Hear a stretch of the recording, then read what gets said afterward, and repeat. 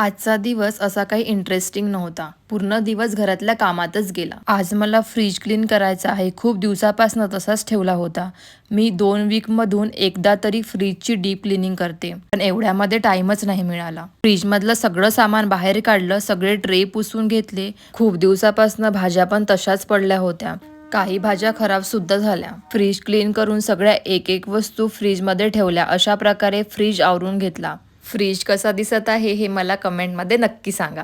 नंतर पूर्ण घर झाडून झटकून घेतलं. गॅस ओटा सुद्धा साफ करून घेतला. मटक्यातलं पाणी संपलं होतं, मटका धुवून घेतला. घासता घासता झालं काय, त्याला एक क्रॅक आली.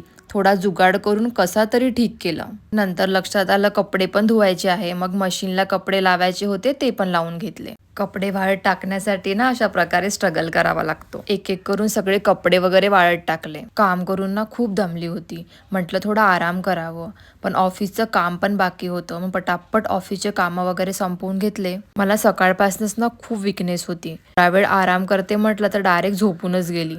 उठली तर टाइम बघते 9 वाजले होते आणि मला फीवर पण खूप जास्त होता. नंतर फ्रेश वगैरे झाली. आज सकाळपासूनच ना मी काहीच खाल्लं नव्हतं. नंतर फ्रुट्स वगैरे खाऊन घेतले. स्वीटकॉर्न खाल्लं आणि आजचा स्वयंपाक माझ्या हसबंडनी बनवला. खिचडी आणि आलूची चटणी खूप मस्त झाली होती. नंतर जेवण वगैरे करून घेतलं आणि झोपलो. Okay, bye.